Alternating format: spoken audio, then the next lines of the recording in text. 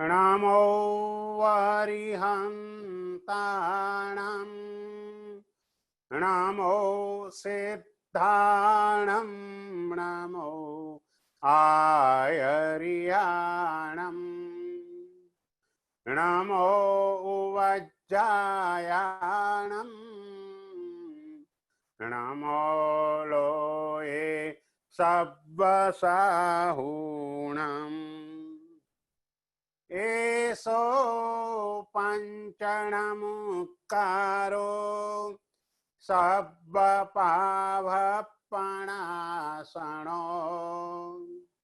मङ्गलानं च सब्बेसिं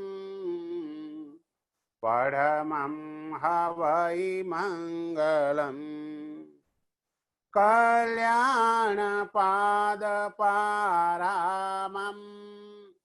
श्रुतगंगा हिमाचलम् विश्वाम्भोजरविं देवम् वन्दे श्रीज्ञातनन्दनम् अज्ञानतिमिरान्धानां ज्ञानाञ्जनशलाकया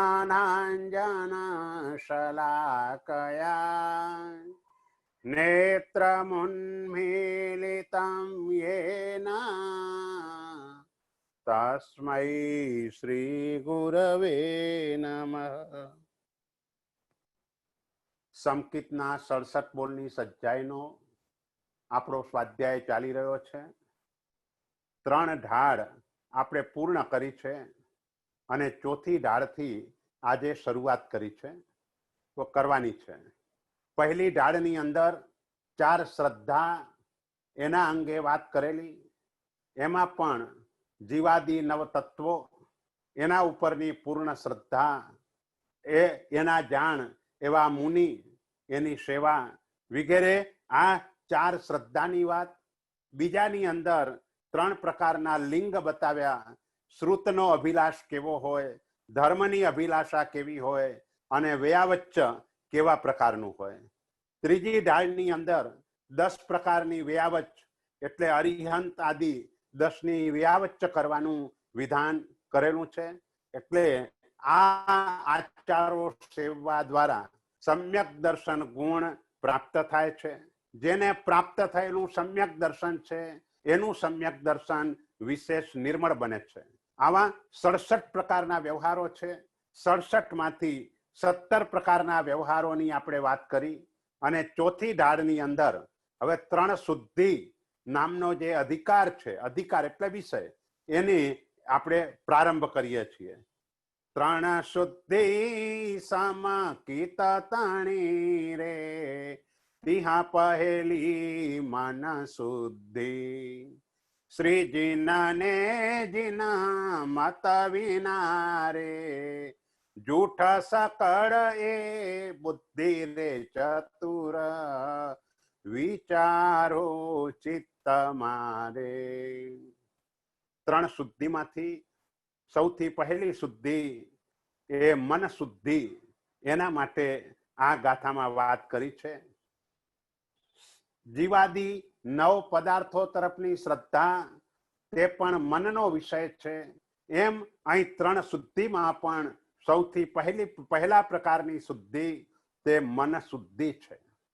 મન દ્વારા કર્મની નિર્જરા પણ વધારે થાય છે અને મન દ્વારા કર્મનો બંધ એ પણ વધારે પ્રમાણમાં થતો હોય છે। માત્ર કાયા એટલે કે એકેન્દ્રિય જીવો, જેને માત્ર કાયા હોય છે, એને વચન પણ નથી, મન પણ નથી, અને એટલે એમનો કર્મનો આશ્રવ બહુ જ અલ્પ હોય છે। એક સાગરોપમથી વધારે કર્મ એકેન્દ્રિય જીવો કદાપી બાંધતા હોતા નથી। પણ જેમ જેમ ઇન્દ્રિયોની વૃદ્ધિ થતી જાય તેમ તેમ કર્મનો આશ્રવ વધતો ચાલે છે। રસનેન્દ્રિય એટલે કે જીભની પ્રાપ્તિ થાય એટલે 2 ઇન્દ્રિય જીવ, જે 2 ઇન્દ્રિય વાળો છે તે એકેન્દ્રિય કરતા 25 ગણો કર્મબંધ વધારે કરે છે। 3 ઇન્દ્રિય વાળો એકેન્દ્રિય કરતા 50 ગણો કર્મબંધ વધારે કરે છે, 4 ઇન્દ્રિય વાળો 100 ગણો વધારે કર્મબંધ કરે છે, 5 ઇન્દ્રિય વાળો પણ મન વગરનો 1000 ગણો કર્મબંધ વધારે કરે છે, અને સંગની પંચેન્દ્રિય પર્યાપ્ત તે અસંખ્યાત ગણો કર્મબંધ એનાથી વૃદ્ધિ પામી જતો હોય છે. એટલે જેમ કર્મબંધમાં મન દ્વારા વિશેષ કર્મબંધ થાય, એમ કર્મ નિર્જરા પણ મન દ્વારા વિશેષ પ્રમાણમાં થાય. પણ વિશેષ નિર્જરાની શરૂઆત આત્મા સમ્યક દર્શન ગુણથી કરે છે, અને સમ્યક દર્શન માટે તત્વાર્થ શ્રદ્ધાનમ સમ્યક દર્શનમ. ઉમા સ્વાતિજી મહારાજાએ સમ્યક દર્શનની વ્યાખ્યા કરી, તત્વરૂપ જીવાદી પદાર્થો તરફની શ્રદ્ધા તે સમ્યક દર્શન છે. અને આવા પ્રકારનું સમ્યક દર્શન એટલે શ્રદ્ધા એ મનનો વિષય છે. એટલા માટે મનને વધારે નિર્જરા કરવા માટે, મનથી વધારે કર્મની નિર્જરા કરવા માટે આ ગુણ જો પ્રાપ્ત થઈ જાય તો વિશેષ કર્મની નિર્જરા થાય છે. કારણ કે 11 ગુણ શ્રેણીની અંદર સૌથી પહેલી શરૂઆત, પહેલા નંબરનો ગુણ તે સમ્યક દર્શન ગુણ છે. અને એ ગુણ પ્રાપ્ત થતા જ અંતર્મુહૂર્ત સુધી આત્મા અત્યંત વિશુદ્ધ પરિણામ વાળો, એટલે કે પહેલા સમયે સમ્યક દર્શન પ્રાપ્ત કરે ને જે કર્મની નિર્જરા કરે એના કરતા બીજા સમયે અસંખ્ય ગણી કર્મ નિર્જરા કરે, ત્રીજા સમયે એનાથી પણ અસંખ્ય ગણી કર્મ નિર્જરા કરે, ચોથા સમયે એનાથી પણ અસંખ્ય ગણી કર્મ નિર્જરા કરે. આમ સમ્યક દર્શન ગુણ પ્રાપ્તિના પહેલા અંતર્મુહૂર્તની અંદર વિશેષ વિશેષ કર્મ નિર્જરા આત્મા કરતો જાય છે. એટલે સકામ નિર્જરા જેને આપણે કહીએ છીએ, એની શરૂઆત આ સમ્યક દર્શન ગુણથી આત્માને થતી હોય છે. માટે એ ગુણ પ્રાપ્ત કરવો તે અત્યંત જરૂરી છે. કણ જેટલી આરાધના કરીને મણ જેટલો લાભ મળવાનું કામ સમ્યક દર્શન દ્વારા થાય છે. જ્યારે મણ જેટલા ઘસાઈ ગયા પછી કણ જેટલો પણ લાભ ન થાય તો એનું કારણ સમ્યક દર્શન ગુણનો અભાવ છે. માટે આપણે આ બધા વ્યવહારોની વાત એ ગુણને પુષ્ટ કરવા માટે કરી રહ્યા છીએ. આસ્તિક્ય જીન વચન તરફની શ્રદ્ધા એ તો છે, પરંતુ આ વ્યવહારો પણ જો જીવનની અંદર આવી જાય તો સમ્યક દર્શન નિર્મળ બનતું ચાલે અને કર્મ નિર્જરા આત્મા વિશેષ પ્રમાણની અંદર કરતો જાય. તો પહેલી શુદ્ધિ એ મન શુદ્ધિની વાત કરી, અને એમાં કહ્યું શ્રી જીનને જીન મત વિના રે જૂઠ સકળ એ બુદ્ધિ રે. બે શબ્દનો પ્રયોગ કર્યો, જીન અને જીનમત. સામાન્ય રીતે આપણને કોઈ ફરક લાગતો નથી, પરંતુ તેમ છતાં પણ એ બેમાં ફરક છે. જે જીન છે તે પૂર્ણ જ્ઞાનથી યુક્ત છે. કેવલ જ્ઞાન જેમનામાં છે, કારણ કે વિતરાગ જીન એટલે રાગ દ્વેષને જેમણે જીત્યા છે તેને આપણે જીન કહીએ છીએ. એટલે જીનનો અર્થ વિતરાગ થાય, પણ વિતરાગતા પછી અંતર મુહૂર્તમાં જ આત્મા કેવલ જ્ઞાન ગુણથી યુક્ત બને, એટલે કે સર્વજ્ઞ બને. અને જીનમત એ જુદો એટલા માટે પડે છે, તીર્થંકર પરમાત્માને કેવલ જ્ઞાન પ્રાપ્ત થયા પછી એ જે પણ કહે છે તે જેટલું જાણે છે એનો માત્ર અનંતમો ભાગ જ કહી શકે છે, અને જેટલું કહે છે એનો અનંતમો ભાગ જ ગણધર ભગવંતો સૂત્ર રૂપે ગૂંથતા હોય છે. એટલે જીનમત એ અપેક્ષા એ નાનો થઈ ગયો. કેવલ જ્ઞાન જેના દ્વારા ત્રણેય લોકના સર્વ ભાવો એક જ સમયની અંદર જોઈ શકાય, જાણી શકાય એ પ્રકારનું છે. અને એનો મત એ બોલવામાં પણ કેટલાક પદાર્થો એવા છે કે જેને શબ્દ દ્વારા જેનું વર્ણન પણ થઈ શકતું નથી. એટલે જે તીર્થંકર પરમાત્મા પણ જે બોલી શકે છે, જે જણાવી શકે છે, એ અભિલાપ્ય ભાવોને જણાવી શકે છે. ભાવના બે પ્રકાર, એક અનભિલાપ્ય ભાવ અને બીજો અભિલાપ્ય ભાવ. અનભિલાપ્ય ભાવ જાણવા છતાં પણ જે જીભેથી જેનું વર્ણન ન થઈ શકે, આવા પ્રકારના ભાવો એને અનભિલાપ્ય ભાવ કહેવાય. એ ગિરિવરના ગુણ ઘણાએ નાણીએ નવી કહેવાય, જાણે પણ કહી નવી શકે એ મુક ગૂઢ અને ન્યાય, પૂજો ગિરિરાજ અને રે. સિદ્ધાચલ મહાતીર્થના સ્તવનની અંદર આ વાત કરી કે એના ગુણ એટલા બધા છે કે કેવલ જ્ઞાની એ પણ એનું વર્ણન કરી શકતા નથી. જાણે પણ કહી નવી શકે, મુક ગૂઢ અને ન્યાય. મૂંગો માણસ જેમ ગોળ એનો સ્વાદ જાણે ખરો, પણ એ સ્વાદનું વર્ણન ન કરી શકે. બસ એમ જીનેશ્વર પરમાત્મા જે જાણે છે એમાંના અમુક ભાવો જેનું શબ્દોમાં વર્ણન જ થઈ શકતું નથી. આપણે કોઈને ત્યાં જમવા માટે ગયા હોઈએ અને થાળી પીરસાઈ, એ થાળીમાં 10 જાતની મીઠાઈ મૂકવામાં આવે અને પછી પૂછવામાં આવે, ભાઈ બાસુંદીનો સ્વાદ કેવો લાગ્યો, રસગુલ્લાનો સ્વાદ કેવો લાગ્યો, રસમલાઈનો સ્વાદ કેવો લાગ્યો, લાડુ કેવા લાગ્યા. આ બધાના સ્વાદનું વર્ણન કોઈ આપણને પૂછે તો આપણે એટલું જ કહીએ, મીઠો, ગળ્યો, સારો, બહુ સારો. પણ બધાનો સ્વાદ જુદો જુદો છે. એ બધાનો સ્વાદ જુદો જુદો હોવા છતાં પણ આપણે એનું વર્ણન કરી શકતા નથી. એટલે કેવા પ્રકારનો સ્વાદ છે એ ભાવ અનભિલાપ્ય ભાવ થઈ ગયો. બધાના સ્વાદ જુદા છે. જો એક જ સ્વાદ હોય તો બધા ગોળ મંગાવીને જ ખાય. શા માટે આવી જાત જાતની મીઠાઈઓ અને એ બધું લે? એટલા માટે અહીં તીર્થંકર પરમાત્મા પણ જે જાણે છે એમાંના અમુક ભાવો એવા છે કે જેને શબ્દોની અંદર જેનું વર્ણન જ થઈ શકતું નથી. અને કેટલાક ભાવો જે બોલે છે એ જાણે છે એનો અનંતમો ભાગ જ બોલે છે. કોઈનું પૂર્વ કરોડ વર્ષનું આયુષ્ય હોય, કેવલ જ્ઞાન 9 વર્ષની ઉંમરે પ્રાપ્ત થઈ ગયું હોય, 1000 જીભ હોય અને એક સાથે 1000 જીભથી કોઈ એક જ વસ્તુનું વર્ણન કરવાની શરૂઆત કરે તો એમનું આયુષ્ય પૂર્ણ થાય, પણ એ વસ્તુનું વર્ણન પૂરું ન થાય.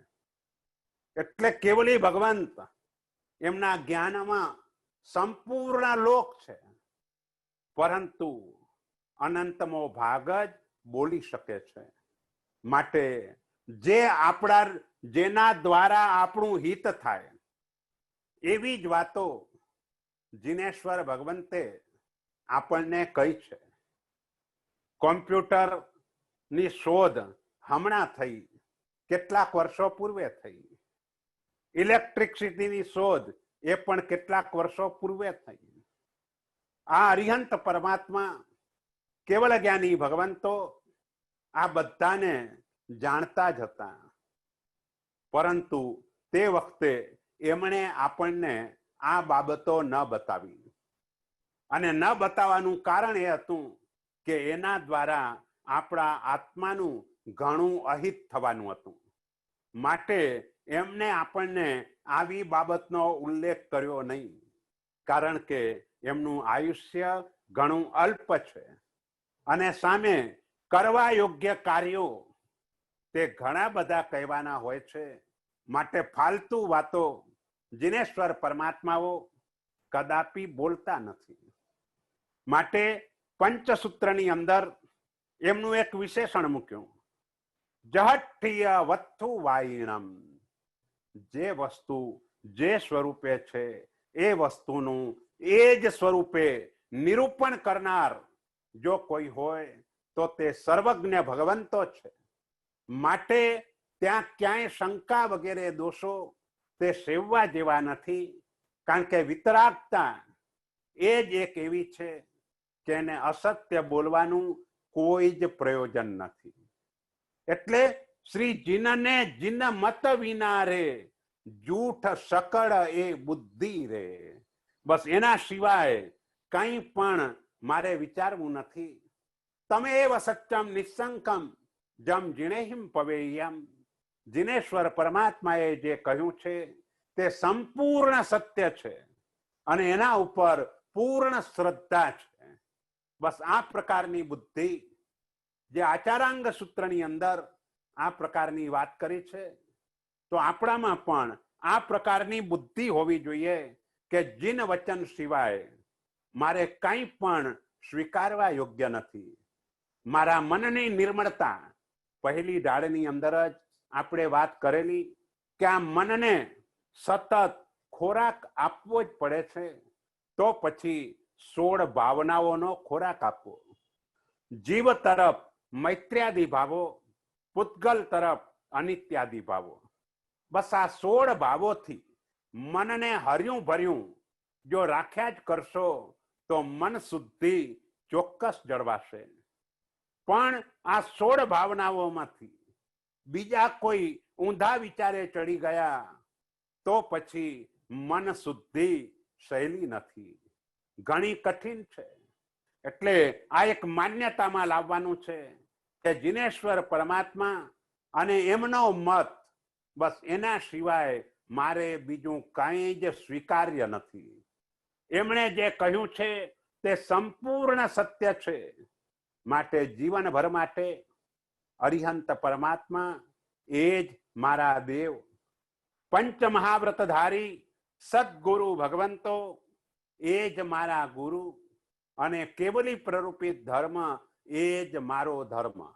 બસ આવી બુદ્ધિ જેના મનની અંદર છે એની મન શુદ્ધિ કહેવાય.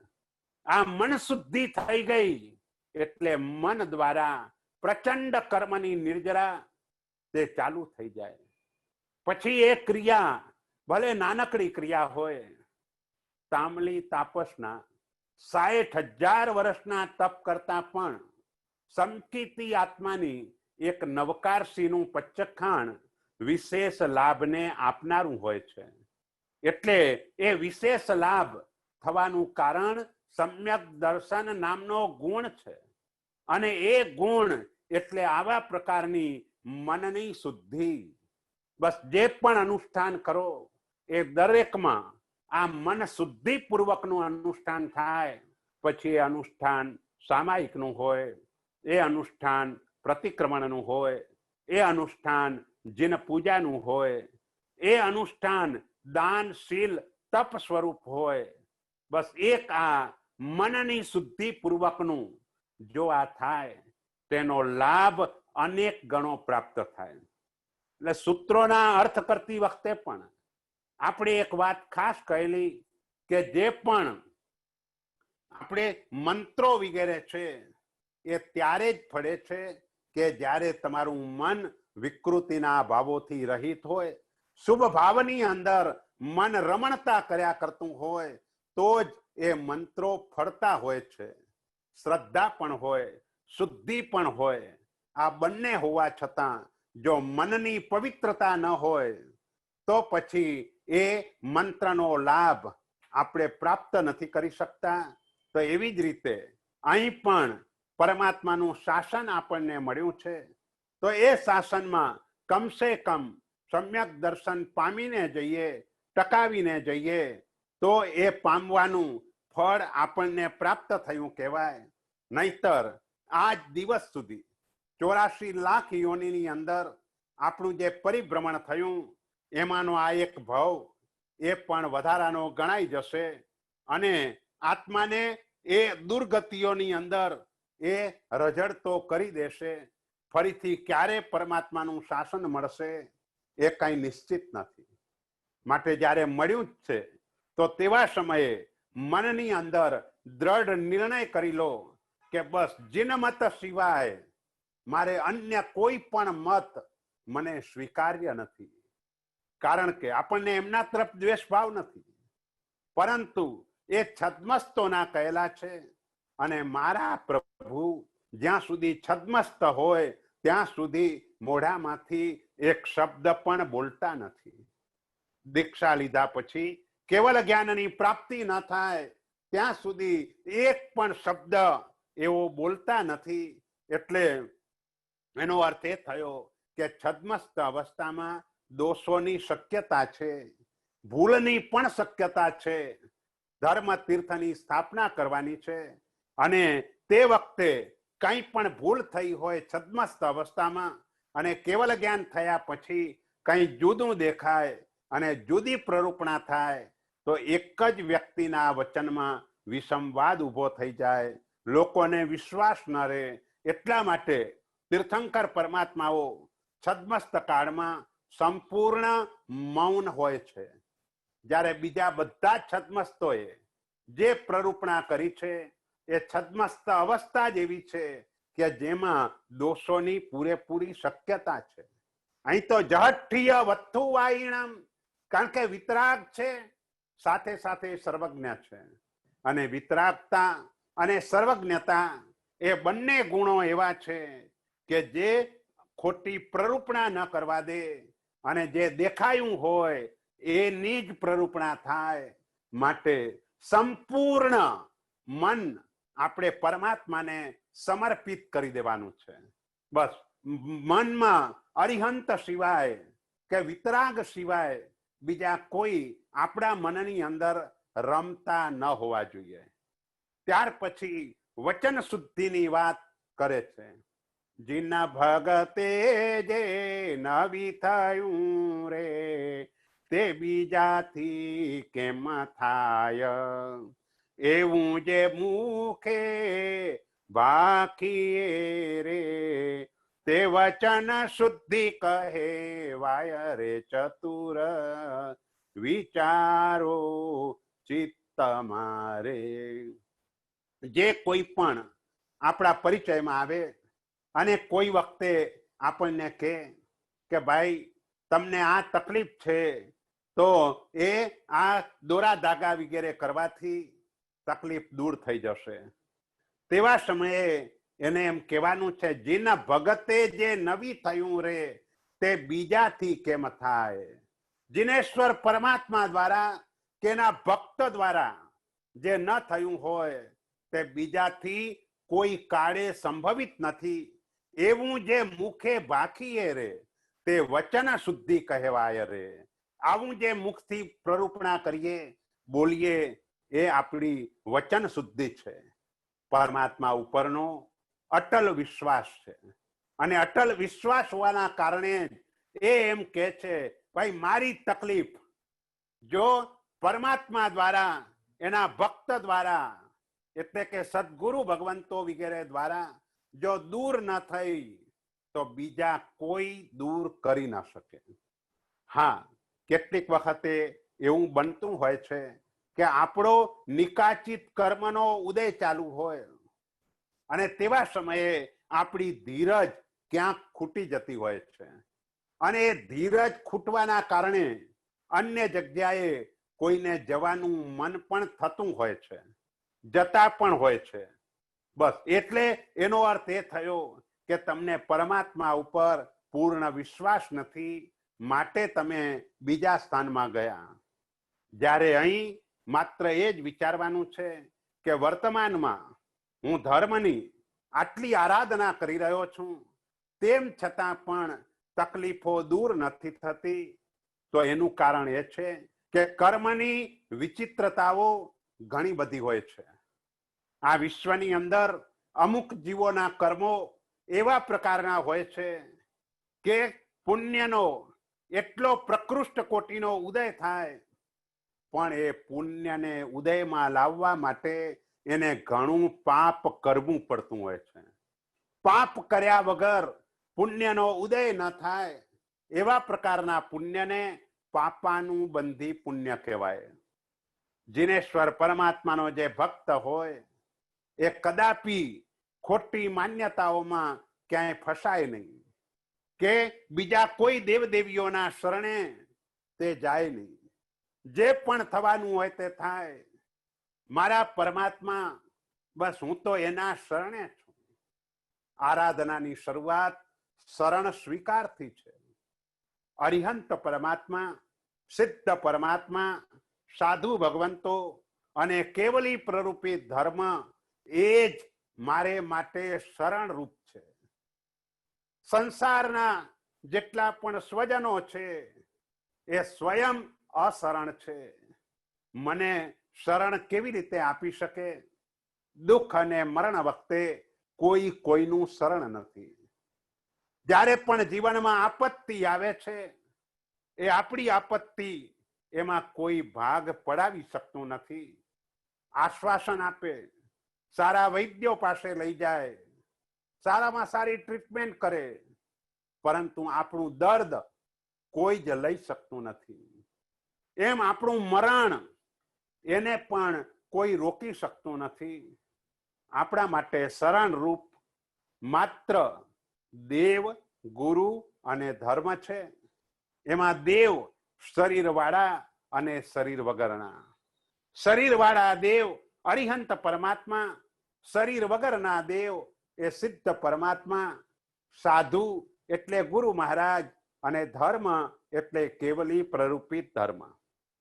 એટલે આપણા ધર્મનો પ્રારંભ, ધર્મની શરૂઆત શરણ સ્વીકારથી થાય છે.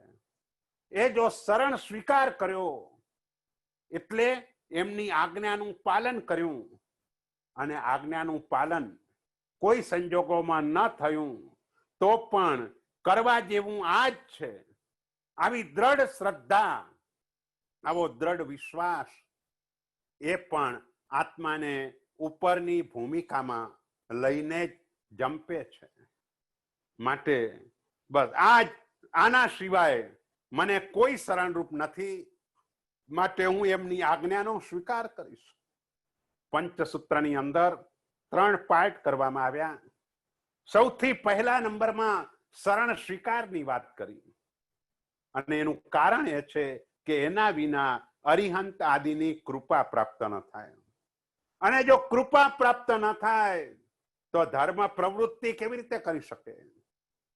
કૃપા પ્રાપ્ત ન થાય તો પોતાના આત્માના જે પણ દોષો છે એની નિંદા ને ગરહા એ પણ કેવી રીતે કરે? અહંકાર એને સતાવ્યા વિના રહેવાનો નથી. અને એટલે જ ધર્મનો પ્રારંભ શરણ સ્વીકારથી છે. શરણ સ્વીકાર પછી દુષ્કૃતની ગરહા, જે દોષો સેવાઈ ગયા છે એનો હૃદયની અંદર ભારોભાર પશ્ચાતાપ, અને ત્યાર પછી એની ગુરુ મહારાજ પાસે જઈને આલોચના લઈને આત્માને શુદ્ધ કરવો. અને એ કર્યા પછી સુકૃત કરવાનું વિધાન છે. જ્યાં સુધી દોષોનું સેવન ચાલુ જ છે ત્યાં સુધી સુકૃતનું વિધાન નથી કરતા. પણ છદ્મસ્ત અવસ્થાના કારણે, પંચમ કાળના પ્રભાવે આપણા જીવનની અંદર ઘણા દોષો સેવાયા જ કરતા હોય છે. માટે એની ગરહાની વાત કરીને કહ્યું કે દોષો છદ્મસ્તતાના કારણે સેવાઈ જાય તો ભારોભાર પશ્ચાતાપ અને ગુરુ મહારાજ પાસે ગરહા સતત કર્યા કરી અને શક્તિ પ્રમાણેના સારા કાર્યો એટલે કે સુકૃતો કરવા. સમ્યક દર્શન પ્રાપ્ત થઈ ગયું એટલે નાનકડું પણ સુકૃત મોટો લાભ કરાવી આપે છે. સમ્યક દર્શન પ્રાપ્ત થયા પછી 24 છઠ્ઠ કરીને શત્રુંજય મહાતીર્થની 7 યાત્રા જ્યારે સમ્યક દર્શનની સાથે કરવામાં આવે છે તો એનો ત્રીજા ભવે મોક્ષ થતો હોય છે. જે પણ લાભો આપણા શાસનની અંદર, શાસ્ત્રોની અંદર જે પણ બતાવ્યા છે એ બધા જ લાભો સમ્યક દર્શન ગુણની પ્રાપ્તિ પછીના છે. એના પૂર્વેના એ લાભો નથી. કારણ કે શ્રાવક જીવન એટલે એ સમ્યક દર્શનથી યુક્ત હોય. એ પ્રકારેની શાસ્ત્રકારોની એ મર્યાદાને જાળવીને એમણે આ બધા ફળની સૂચિ બતાવી છે. એટલે સૌથી પહેલા આપણે એ ગુણથી વિભૂષિત થવું પડે. એ ગુણથી વિભૂષિત થવા માટે મનને પવિત્ર બનાવવું પડે, મનની શુદ્ધિને જાળવવી પડે. વચન દ્વારા પણ આ દ્રઢ રીતે શબ્દો નીકળવા જોઈએ કે ભાઈ મારે બીજે ક્યાંય જવાની જરૂર નથી, 3 લોકના નાથ મારા માથે છે, પછી શા માટે હું ગમે ત્યાં જઈને ફાંફા મારું? એટલે મારો કદાચ નિકાચિત કર્મનો ઉદય ચાલી રહ્યો હશે, અને નિકાચિત કર્મ એ તો આત્માને ભોગવવું જ પડતું હોય છે, પણ શરણ સ્વીકાર દ્વારા મોટો લાભ એ થતો હોય છે કે નિકાચિત કર્મોના ઉદય કાળે પણ જીવ ક્ષમતા રાખી અને કર્મોની પ્રચંડ નિર્જરા કરી દેતો હોય છે, અને ધીમે ધીમે ધીમે કરતા એમાંથી તે બહાર આવતો હોય છે. માત્ર એને ધીરજ રાખવાની છે, કારણ કે પૂર્વ જન્મોની અંદર, આગલા જન્મોની અંદર કેવા પ્રકારના રસથી આપણે પાપ કરીને આવ્યા છીએ તે આપણે પણ જાણતા નથી. એટલે ધીરજ બહુ જ જરૂરી છે. જે પણ સારું થશે તે પરમાત્માથી જ થશે, પરમાત્માના ભક્તથી જ થશે. પરમાત્મા જે સદગુરુ ભગવંતો જે પરમાત્માએ કહેલા માર્ગે ચાલી રહ્યા છે એમના દ્વારા જ થશે. અને જરૂર પડે અને શાસન પ્રભાવના એ જ્યારે સામે દેખાતી હોય તો મહાપુરુષો પણ ઉપાય બતાવતા હોય છે. જેવી રીતે મુનિચંદ્ર સુરી મહારાજે મૈણાને ઉપાય બતાવ્યો, કારણ કે જાણેલું કે આનાથી શાસન પ્રભાવના થશે. મૈણાના મનની અંદર પણ એ ભાવ હતો કે મારા પિતાશ્રીએ આ જે પગલું ભર્યું છે એના કારણે શાસનમાં હિલના ન થાય, શાસનની હિલના ન થાય. એટલા માટે મુનિચંદ્ર સુરી મહારાજને વંદન કરીને વિનંતી કરે છે, કોઈ પણ સંજોગોમાં આપ શાસન હિલનાને રોકો. અને તે સમયે પોતે સિદ્ધ ચક્ર એની આખી વિધિ એમને બતાવી, અને એના દ્વારા એક નવ આયંબિલ પૂર્ણ થતા તો શરીરમાંથી રોગ મૂળમાંથી ચાલ્યો ગયો, અને આગળ ઘણી શાસન પ્રભાવના એમના દ્વારા થઈ.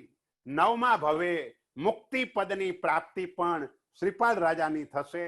એટલે કહેવાનો આશય એ છે કે એવું જે મુખે ભાખીએ એ વચન શુદ્ધિ કહેવાય રે. વચન શુદ્ધિ એ છે ભાઈ મારા ભગવાન જે કરે બસ એ બીજા કોઈ પણ કદાપી ન કરી શકે, અને એ રીતે બીજાને જણાવીએ એ આપણી વચન શુદ્ધિ છે.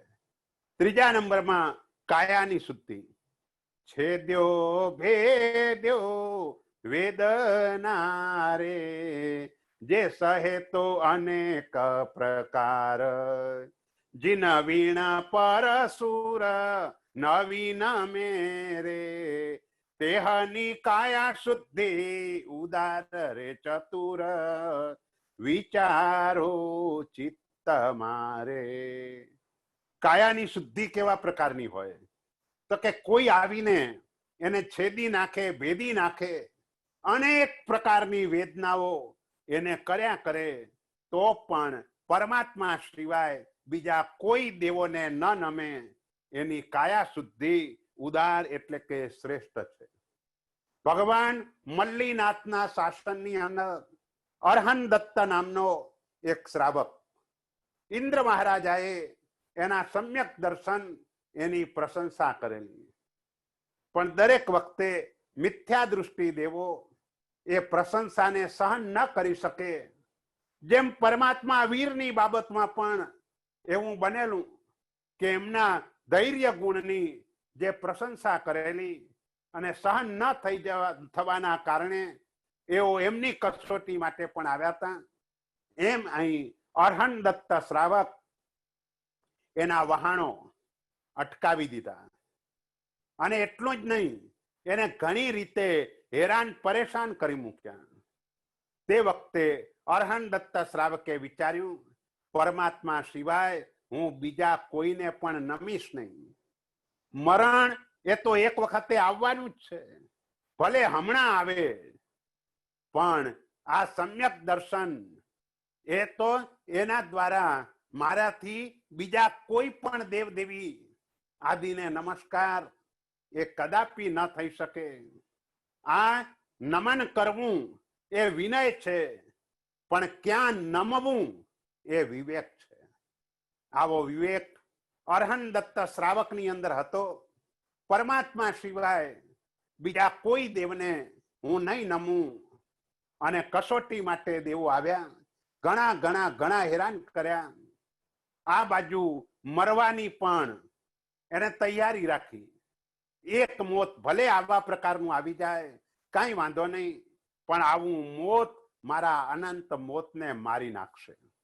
માટે જે થવાનું હોય તે થાય, પણ હું બીજા કોઈને નમીશ નહીં. આખરે દેવો પ્રસન્ન થઈને એમના ચરણોમાં ઝૂકી ગયા કે જેવું ઇન્દ્ર મહારાજાએ વર્ણન કરેલું એવું જ નિર્મળ તમારું સમ્યક દર્શન છે. એટલે છેદ્યો ભેદ્યો વેદના રે, આવી રીતે કોઈ છેદન ભેદન કરી નાખે, મારવા સુધી પણ તૈયાર થઈ જાય, તો પણ પરમાત્મા સિવાય બીજા કોઈ પણ સ્થાનની અંદર પોતાના મસ્તકને એ કદાપી ન નમાવે. આવા કેટલાય દૃષ્ટાંતો આપણા શાસ્ત્રોના પાને જોવા મળે છે. જ્ઞાતા ધર્મકથા નામનું આપણું આગમ, એમાં આવી ઘણી કથાઓ આપણને જોવા મળે છે. સુલસા શ્રાવિકા, એનું પણ સમ્યક દર્શન કેવું દ્રઢ સમ્યક દર્શન હતું. ઓલો અંબર પરિવ્રાજક એનીથી બિલકુલ ઠગાતી નથી. હજુ એનાથી આગળ વધીને દ્રૌપદી, એ દ્રૌપદીની બાબતની અંદર પણ ઓલા જે પરિવ્રાજક નારદ પરિવ્રાજકના રૂપની અંદર આવે છે, તેવા સમયે બધા નારદનું સ્વાગત કરવા માટે, એનો વિનય કરવા માટે ઊભા થાય છે. પણ આ દ્રૌપદી નારદનો વિનય કરતી નથી. મિથ્યા દૃષ્ટિ છે, એનો વિનય મારાથી ન કરાય, એટલે એને વિનય ન કર્યો. પરિણામ એ આવ્યું કે એ જ નારદે દ્રૌપદીને સંકટમાં મૂકી દીધી. અહીં કૃષ્ણ મહારાજા આ વાસુદેવ તરીકે હતા અને બીજા ક્ષેત્રમાં ગયા. ત્યાંના વાસુદેવ પાસે જઈને આ નારદ મુનિએ કહ્યું, તમારી પાસે 32,000 સ્ત્રીઓ છે, પણ આ અંતઃપુરમાં જે પણ રાણીઓ છે અથવા બીજા જેટલા પણ છે, એના નખાગ્ર જેટલું પણ રૂપ કોઈનું નથી. દ્રૌપદી એનું પણ અદ્ભુત રૂપ છે. અને એમ કરીને એના રૂપની પ્રશંસા કરી. પદ્મોત્તર રાજા એનાથી લોભાઈ ગયો અને કોઈ પણ રીતે દ્રૌપદીનું હરણ કરવા માટે દેવની સાધના કરી, હરણ કરી લાવ્યો. અને એ રીતે દ્રૌપદીને કષ્ટમાં મૂકવા માટે કંઈ જ બાકી રાખ્યું નહીં. છેવટે કૃષ્ણ શોધતા શોધતા બધે ગયા પણ ક્યાંય મળ્યા નહીં. તે વખતે નારદજીને જ પૂછ્યું કે દ્રૌપદીને તમે ક્યાંય જોઈતી? હા, પદ્મોત્તર રાજા, એની પાસે દ્રૌપદી જેવી કોઈ સ્ત્રી મને જોવામાં આવી હતી. એટલે એ દ્રૌપદી જ હતી, ખબર હતી, પણ તેમ છતાં પણ એને વચન વ્યવહાર આવા પ્રકારનો કર્યો. એટલે કહેવાનો આશય એ છે કે દ્રૌપદીએ પોતે સમ્યક દૃષ્ટિ હોવાના કારણે આ નારદનું બહુમાન ન કર્યું. ભલે પોતાને આટલું કષ્ટ સહન કરવું પડ્યું, તો એ કષ્ટ સહન કરવા માટે પણ તૈયાર થયા. તો આપણે પણ આવા નાના નાના જે પણ કષ્ટો, વ્યવસાય ચાલતો નથી અથવા કોઈ પણ જાતની શારીરિક આપત્તિ પણ હોય, માનસિક પણ હોય, આર્થિક પણ હોય, સામાજિક પણ હોય, આ બધી આપત્તિઓને ઉકેલવા માટે કોઈ દેવદેવીના શરણે આપણે જવાની જરૂર નથી. અરિહંતનું શરણ સ્વીકારો, એટલે અરિહંતની પાસે અસંખ્ય દેવદેવીઓ તે સેવક રૂપે રહેલા છે. અરિહંતને કેવલ જ્ઞાન થાય ત્યારથી કરોડ કરોડ દેવો એમની સેવામાં હાજર હોય છે. બીજા કોઈ દેવની માળા ગણવા જાઓ તો એ જ દેવ અધિષ્ઠાયક રૂપે ગણાય અને બાકી કોઈ તમારી વાતને સાંભળે નહીં. એટલે એના કરતા બીજા કોઈ પાસે જવાની જરૂર પણ નથી. એ જ વિચારવાનું છે કે વર્તમાનમાં મારા બાંધેલા અશુભ કર્મો ઉદયમાં આવ્યા છે અને એ કર્મોને ભોગવવાનો આ સુંદર મજાનો અવસર મને પ્રાપ્ત થયો છે, તો સમતાપૂર્વક હું મારા કર્મોને ભોગવી લઉં. ઘણા જીવો આ રીતે વિચારીને અટકી પણ જતા હોય છે, પરંતુ મોટા ભાગના જીવો પાપાનું બંધી પુણ્યના ઉદયવાળા હોય છે. અને પાપાનું બંધી પુણ્ય એનું કાર્ય જે છે કે તમને સંપત્તિ વગેરે તો જ અપાવે કે જો તમે આવું પાપ કર્મ કરો. જેમ જેમ પાપ કર્મ વધારે કરતા જાઓ તેમ તેમ સંપત્તિની વધારે ને વધારે પ્રાપ્તિ થાય, કારણ કે પાપાનું બંધી પુણ્ય એ છે જ એવા પ્રકારનું. કસાઈઓ એને પૈસા મળે પણ વધારે પૈસા, જેમ વધારે જીવોની કતલ કરે એમ એને વધારે પૈસા મળતા જાય. એ આત્મા પાપ કર્મથી તગડો થતો જાય. બસ કર્મ સત્તાની આ એક ચાલ છે. જીવને વધારે સજા કરવા માટે એને પાપ કર્મથી વધારે તગડો બનાવી દે છે અને પછી નરક અને નિગોદની અંદર ઢસડી જઈ અને એ આત્માને ભયંકર સજા કરે છે. એટલે આ મોહ રાજાની બધી ચાલ છે. મોહ રાજાએ આ બધા નોકરોને આવી રીતે ગોઠવી દીધા છે. એટલે આપણને કોઈક આવા અકલ્યાણ મિત્ર એનો સંયોગ થઈ જાય અને એ કે ચાલ ભાઈ અહીં આવ, તારા દોરા ધાગા કરી આપશે, એનાથી તારું કામ થઈ જશે. અને એ બધેથી થાક્યો હોય એટલે ત્યાં જાય. ત્યાં જવાથી ક્યાંક એનું થોડું કામ થઈ પણ જાય એટલે કાયમ માટેનો એનો ભગત થઈ જાય. આત્માનું મોટું નુકસાન એ થાય કે બિચારો પાપ કર્મથી વધારે ને વધારે ભારે થતો જ રહે. અને એને જીનેશ્વર પરમાત્માના વચનો જે યાદ રહેવા જોઈએ. પરમાત્માએ કહ્યું છે કે આ પંચમ કાળની અંદર બહુ જ મોટી સંખ્યામાં આચાર્ય ભગવંતો પણ નરકગામી થવાના છે. જો આચાર્યોની આવી હાલત થવાની હોય તો આપણા જેવા પામર જીવોનું શું થશે? આપણને કેમ એ વિચાર નથી આવતો કે મારે ભગવાનના વચનો બસ એને જ મારે મારા જીવનમાં પ્રધાન બનાવવા છે. આપત્તિ ગમે તે આવે. તિર્યંચ ગતિમાં આત્માએ ઓછું સહન નથી કર્યું. નરક ગતિમાં પણ ઘણું ઘણું સહન કર્યું છે. એની અપેક્ષાએ વર્તમાનમાં કોઈ જ આપણી આપત્તિ નથી. આપણને આપત્તિ રૂપ લાગે છે કારણ કે આપણે અમુક રીતે ટેવાઈ ગયા છીએ, માટે આપણને આ બધું આપત્તિ રૂપ લાગતું હોય. પણ આપત્તિ એ તો કર્મનો નિકાલ કરવા માટે બહુ જ ઉપયોગી છે. ભુવન ભાનુસુરી મહારાજા એમ કહેતા, દેહ દુઃખમ મહાફલમ. જેટલું શરીરને કષ્ટ વધારે પડે એટલી કર્મની નિર્જરા વધારે થાય. દીક્ષા કોઈને આપતા હોય, દીક્ષા વિધિ પૂર્ણ થઈ જાય અને મંડપમાંથી જ્યારે બહાર નીકળવાનું હોય, ધોમ ધકતો તાપ તેવા સમય હોય. નૂતન દીક્ષિત એની આંગળી પકડેલી હોય અને નૂતન દીક્ષિતને તે વખતે કે હવે ગોખવાનું શરૂ કરો. બળ બળ પગ તું બળ, તું બળે મારા કરમ બળે.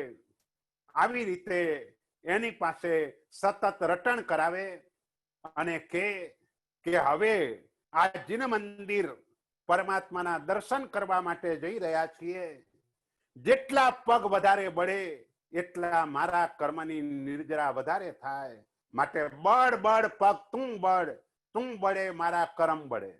આવા અનેક સૂત્રો ભુવન ભાનુશ્રીશ્વરજી મહારાજા પોતાના શિષ્યોને આ દીક્ષા આપે ત્યારથી જ કે એના પૂર્વે મુમુક્ષુ તરીકે હોય ત્યારથી જ શીખવાડી દેતા હતા.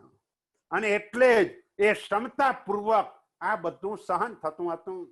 એટલે આપણે પણ જીવનની અંદર એ લાવવાનું છે. અશુભ કર્મોનો ઉદય થાય, પણ એ ઉદય તો જ થયો છે કે મેં જ બાંધેલું છે, બીજા કોઈએ બાંધ્યું નથી. અને જે વ્યક્તિ નિમિત્ત બની છે કદાચ એને નુકસાન આપણે જ કરેલું છે, માટે જ એ વ્યક્તિ નિમિત્ત બનીને આવી છે, એમાં દોષ એનો નથી. આપણે જોઈએ છે કે કૂતરો એને કોઈ પથ્થરો ફેંકે તો એ પથરાને બચકું ભરે છે, અને સિંહ પથ્થર ક્યાંથી આવ્યો એ જોઈને એ તરફ એ દોડતો હોય છે. એમ આપણે પણ આ કર્મ ક્યાંથી આવ્યું એ જ વિચારવાનું છે. પેલો જીવ એ તો નિમિત્ત માત્ર છે, એનો અલ્પ પણ દોષ નથી, પણ આપણે એને દોષ આપીને વધારે ગુનેગાર બનીએ છીએ, વધારે કર્મ ચિકાસ વાળા બાંધીએ છીએ. માટે સમ્યક દર્શન જ્યારે આત્મામાં આવે તેવા સમયે આ પ્રતીતિ થાય છે કે વર્તમાનમાં જે પણ આ તકલીફો આવી છે એ બધી જ તકલીફો મારા માટે પ્રચંડ કર્મ નિર્જરા કરાવનારી છે. બસ આટલું જો મનની અંદર જચી જાય, બેસી જાય, તો પછી આપત્તિઓને આવવા દો, અને આપણે પણ ઓલા લોહ પુરુષ જેવા થઈ જઈશું કે ભાઈ ગમે તેટલું આવે મને કોઈ ચિંતા નથી, આવવા દો. ભગવાનનું શાસન મળ્યું છે, મારે ચિંતા શાની કરવાની? જ્યારે આત્મામાં સમ્યક દર્શન હોય ત્યારે એ આત્માની આવી ખુમારી હોય, અને ખુમારીના કારણે કોઈ એના મસ્તકને છેદી નાખે તો પણ એ મસ્તક ગમે ત્યાં ન નમાવે. માત્ર આગળ જે વાત કરી તે જ શુદ્ધ દેવ ગુરુ અને ધર્મ, એને જ આ મસ્તક નમે, એના વિના આ મસ્તક ન નમે. એટલે ચોથી ઢાળની અંદર આ રીતે 3 પ્રકારની શુદ્ધિની વાત આપણે કરી. હવે 5મી ઢાળ કે જેની અંદર 5 દૂષણ આત્મામાં આ ગુણ પ્રાપ્ત થયો હોય, તેમાં મલિનતા ઘણા કારણોથી થતી હોય છે. હંમેશા નિયમ છે કે સારી વસ્તુ આવે તો પણ જલ્દી ટકતી નથી, એટલે જ આ સમ્યક દર્શન શ્રેષ્ઠ ગુણ છે. એટલે સમ્યક દર્શન પામનાર જે જીવો છે એના કરતા સમ્યક દર્શનથી પતિત થયેલા એનાથી પણ અનંત ગણા આત્માઓ છે. એટલે એક વખત આ ગુણ પ્રાપ્ત થઈ જાય પછી એને ટકાવવો એ પણ ઘણો અઘરો છે, કારણ કે મોટા ભાગના જીવોને વર્તમાનમાં ક્ષયોપશમ ભાવનું સંકિત પ્રાપ્ત થાય છે. આજે 5 પ્રકારના દોષોની વાત કરવી છે, એ દરેક દોષો જે ક્ષયોપશમિક સંકેતી આત્મા છે તેને છે. કારણ કે ક્ષયોપશમિક આત્માને સમ્યક્ત મોહનીય નામના કર્મનો ઉદય છે. એ કર્મ આત્માએ બાંધ્યું નથી. તમે કહેશો કે બાંધ્યા વગર ઉદયમાં કેવી રીતે આવે? બંધનની અંદર મોહનીય કર્મની 26 કર્મ પ્રકૃતિ છે, 25 ચારિત્ર મોહનીય, 16 કષાય અને 9 નો કષાય. અને દર્શન મોહનીયમાં માત્ર મિથ્યાત્વ મોહનીય જ બંધાય છે. જ્યારે ઉદયમાં મિથ્યાત્વ મોહનીય, મિશ્ર મોહનીય અને સમ્યક્ત મોહનીય એ 3 કર્મ પ્રકૃતિઓ આવતી હોય છે. કારણ કે જ્યારે આત્મા પહેલી વખત સમ્યક દર્શન ગુણને પ્રાપ્ત કરે છે તે વખતે સત્તામાં રહેલા મિથ્યાત્વના દલિકોને શુદ્ધ કરવાનો પુરુષાર્થ કરે છે. પરંતુ સમય ઓછો પડે છે. કેટલાક દલિકો શુદ્ધ થાય છે, કેટલાક દલિકો અર્ધ શુદ્ધ થાય છે, અને કેટલાક કર્મના દલિકો અશુદ્ધ જ રહે છે.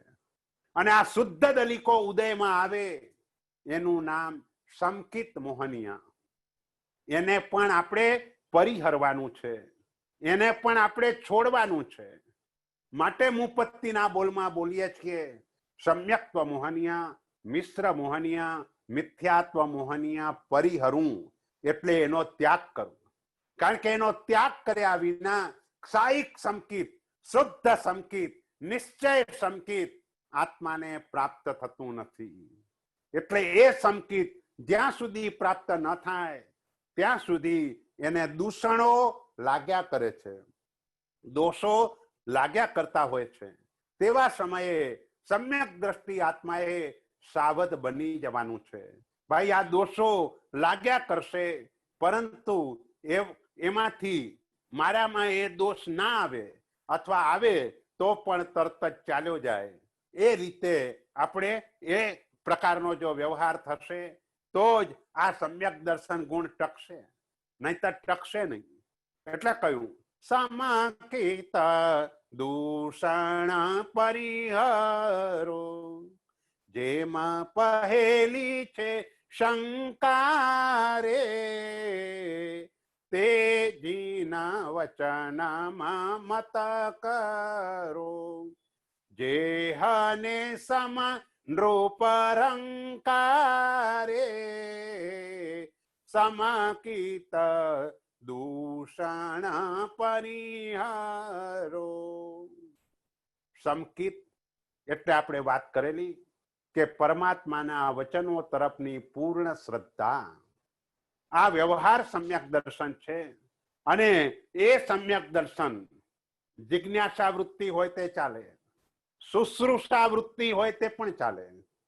જિજ્ઞાસા વૃત્તિનો અર્થ એ કે નવું નવું જાણવાની ઈચ્છા, એને જિજ્ઞાસા કહેવાય.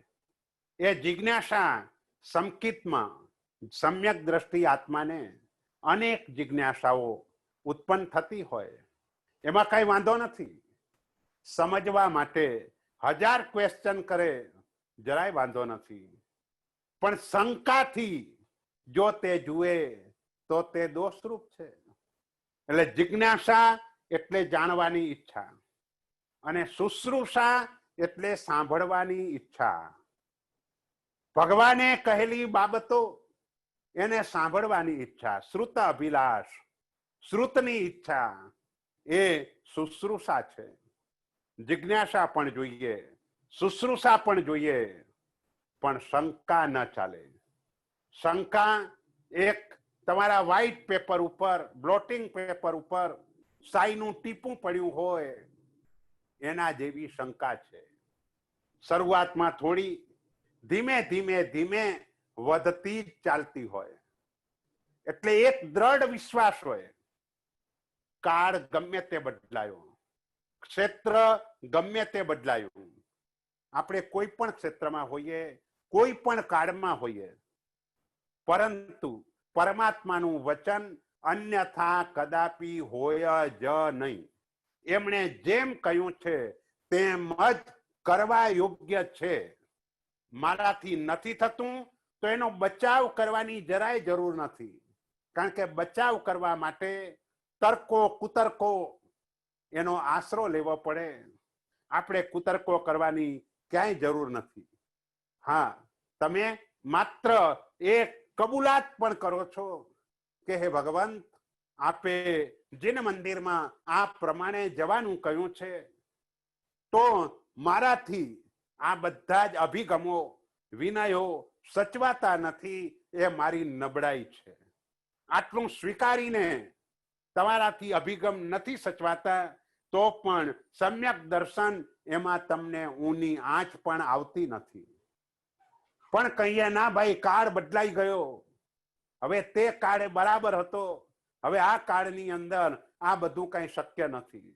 અને એમ કરીને જો આપણે એ વાતને ઉડાવી દઈએ તો સમ્યક દર્શન એનાથી પણ આપણે વંચિત રહી જઈએ. કોઈ પણ બાબત હોય, બસ પરમાત્માએ કહેલું છે માટે એમાં ક્યાંય મારે શંકા કરાય નહીં, એ પ્રમાણે જ કરવું જોઈએ. પછી હું ગમે તે ક્ષેત્રમાં હોઉં કે ગમે તેવા કાળમાં હોઉં, દ્રવ્ય, ક્ષેત્ર, કાળ અને ભાવ એ જોઈને ફેરફાર કરવાનું કાર્ય ગીતાર્થ મહાપુરુષોનું છે. તિથયર સમો સૂરી, તીર્થંકર પરમાત્માની ગેરહાજરીની અંદર આવા આચાર્ય ભગવંતો તે તીર્થંકર તુલ્ય છે. માટે તે સમયે એમને તીર્થંકર તુલ્ય સમજીને બધા જ ગીતાર્થ ભગવંતો સાથે મળીને એ વખતે જે ફેરફાર કરવો હોય તે કરે એ પણ પ્રભુ આજ્ઞા છે, પણ આપણાથી આવા કોઈ ફેરફારો તે કરી ન શકાય. એટલું જ નહીં, પણ આપણાથી હું બોલાય પણ નહીં કે હવે કાળ બદલાયો માટે બદલવું જોઈએ. જેમ ચાતુર્માસના દિવસોમાં અમેરિકામાં પણ તમે 3 કાળ પાણીનો જે છે અત્યારે એ પાણીના 3 પ્રહરનો કાળ એ જેમ સ્વીકારો છો, એવી જ રીતે કોથમીર વગેરે પણ 4 મહિના ત્યાં વપરાય છે, બાકીના 8 મહિના ત્યાં પણ જે પરમાત્માને આજ્ઞાને વફાદાર રહેનાર તે વાપરતા નથી, અથવા વાપરે છે તો પણ જાણે છે આ કરવા યોગ્ય નથી, તેમ છતાં પણ હું આ કરી રહ્યો છું. ગઈકાલે પ્રશ્નમાં ઓલી બ્રોકલી એની કંઈક વાત આવેલી હતી, પણ એ કોબી જેવું નહીં પણ ફ્લાવર જેવું છે, માટે ન વપરાય એ જ વધારે યોગ્ય છે. તો આવી રીતે આપણે જે પણ જીનેશ્વર પરમાત્માએ કહ્યું છે તે સંપૂર્ણ સત્ય છે, વિતરાગનું વચન છે, એમાં ક્યાંય શંકા ન કરાય. અને શંકા કરી તો એ સંકિતનું સૌથી પહેલા નંબરનું દૂષણ છે. શંકા કરી એનો અર્થ એ કે ભગવાનની વિતરાગતામાં શંકા છે, ભગવાનના કેવલ જ્ઞાનમાં શંકા છે, માટે શંકા થઈ. જે વિતરાગતા અને સર્વજ્ઞતા આ 2 શબ્દોને સારી રીતે સમજતા હોય એને ભગવાનના વચનમાં કોઈ દિવસે શંકા સંભવિત નથી. કારણ કે વિતરાગતા એટલે મોહનીય કર્મનો સંપૂર્ણ ક્ષય. જે પણ અસત્ય ભાષણ વગેરે થઈ રહ્યું હોય એનું મૂળ જો કોઈ કારણ હોય તો મોહનીય કર્મ છે, અને મોહનીય કર્મ જ જેને દૂર કરી દીધું છે એ અસત્ય શા માટે બોલે? અને સર્વજ્ઞ પણ છે, પૂર્ણ જ્ઞાની છે. એટલે જેને આ 2 ગુણ બરાબર ઓળખાઈ ગયા હોય, વિતરાગતા અને સર્વજ્ઞતા, એને કદાપી જીન વચનમાં શંકા થાય નહીં. આ જીન વચનમાંથી શંકા એ દૂર કરવાની છે. એટલે પહેલી છે શંકા, જે અને સમન રૂપ રંકારે, એને પરમાત્માને રાજા હોય કે રંક હોય બધા જ સરખા છે. કોઈને પણ હમણાં પણ ઘણા લોકોને એવું લાગે છે કે મહાત્માઓ કે બીજા કોઈ શ્રીમંતો એને વધારે આગળ બેસાડીને કે એ રીતે એમને વધારે પંપાડે છે.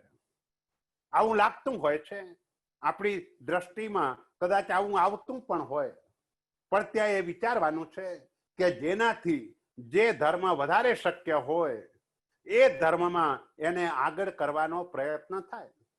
જે શ્રીમંતો છે એની પાસે સંપત્તિ છે તો એ દાન ધર્મ સહેલાઈથી કરી શકે, કારણ કે એને શીલ તપ એની અંદર મોટા ભાગે રુચિ ઓછી હોય છે, અહીં રુચિ વધારે હોય છે.